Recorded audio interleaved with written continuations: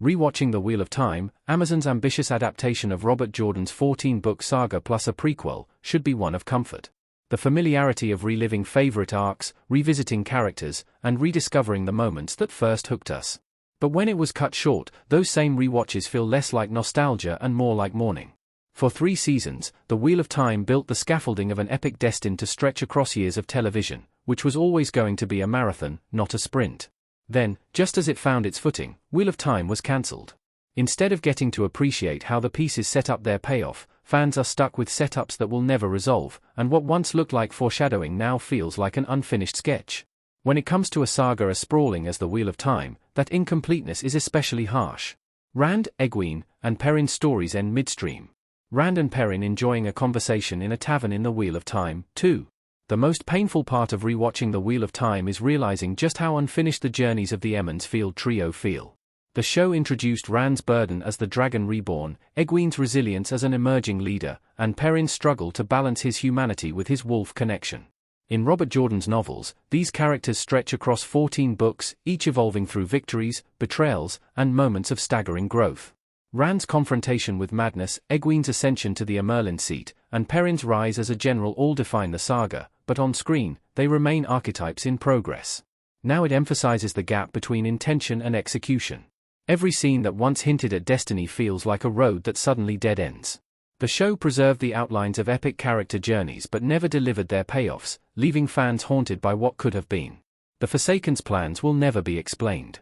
Natasha O'Keefe as Lanfear the Forsaken smiling ruefully in The Wheel of Time. The introduction of the Forsaken was meant to signal the story shifting into higher gear. Ishamael's manipulations and Lanfear's seductions teased a much larger chessboard of immortal villains, and Season 2 even ended with the release of more Forsaken, suggesting an escalation that would stretch across seasons. Granted, the show reduced the Forsaken number from 13 to 8. But in the books, each Forsaken has a distinct personality and agenda, shaping the Dragon Reborn's path in many unique ways. Their rivalries and betrayals give the Dark One's forces layers of complexity. On television, however, only hints of Lanfear's obsession and Ishamael's despair emerge before the curtain dropped. Rewatching those scenes now makes them feel more like abandoned prologues than genuine setups. Without resolution, the Forsaken become little more than shadowy cameos, robbed of the menace and depth they held in the novels. Iconic book events like the Stone of Tear will never happen. Aviendha wielding 2 flaming swords alongside Rand al'Thor in The Wheel of Time Season 3 Episode 8. One of the great joys for book readers was waiting for the series' landmark moments to appear on screen. Chief among them was Rand's prophesied claim of Calendar in the Stone of Tear, a dramatic fulfillment of prophecy that marks his acceptance of destiny.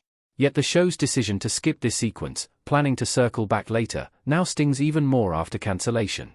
In Jordan's saga, the stone is a pivotal turning point, cementing Rand as a messianic figure while deepening divisions among his allies. The absence of this moment on screen is glaring. It's the kind of visual, operatic payoff television adaptations are built for. Teasing it in the earlier seasons with this knowledge adds a bitter edge.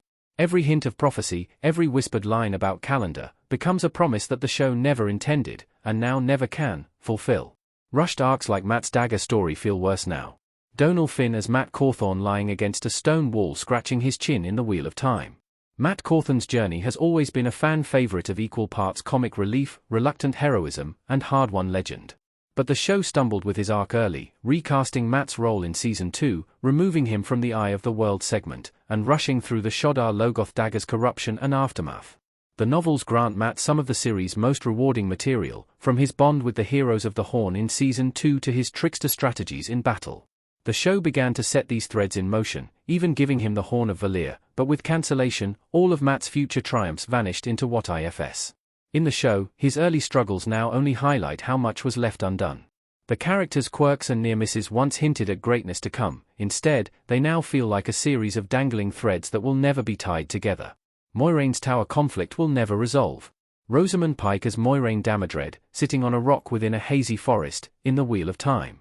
Moiraine Damodred was always a character of secrets and sacrifices, and the show leaned heavily into her estrangement from the Tower and her struggles with lost power. Season 2 positioned her for a comeback, while Season 3 teased deeper conflicts within the Aes Sedai ranks. Viewers expecting the full Tower schism and political upheaval, however, will never see it. In the novels, the White Tower becomes a battlefield of ideology and ambition, culminating in Egwene's rise as a Merlin and the Black Ogre's exposure. Moiraine's role intersects powerfully with those threads, making her absence and return feel essential. On screen, that arc is left suspended. Rewatching her sacrifices now feels emptier, knowing the early introduction of the White Tower's great conflicts will never resolve. The story that once promised intricate political intrigue now ends with questions left unanswered, cutting short one of the richest parts of the saga. The Seanchan's conquest has no resolution. The Seanchan on their menacing ship in the Wheel of Time Season 1 Episode 8. Feel how you want about Wheel of Time seasons, but Season 2's Seanchan introduction was the kind of faithful menace that promised long-lasting consequences.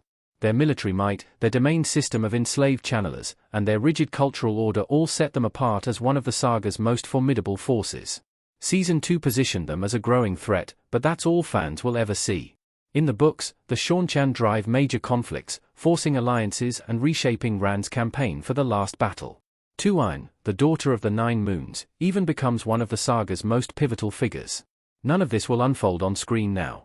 The Seanchan still appears terrifying, but it's terror without consequence. Their introduction plays like the first act of a story cut off before escalation, a wasted seed that will never sprout. Nynaeve's growth stops halfway. Egwene Ulvir embracing a crying Nynaeve Ulmira in the Wheel of Time Season 2 Episode 3-2. Few arcs in the Wheel of Time are as emotionally satisfying as Nynaeve's. Her stubbornness, her temper, and her raw potential make her one of the most human characters in the saga. The show adapted the early stages of her journey, from her block, her insecurities, and her bond with Lan, but they never let her grow into the powerhouse she becomes in the novels.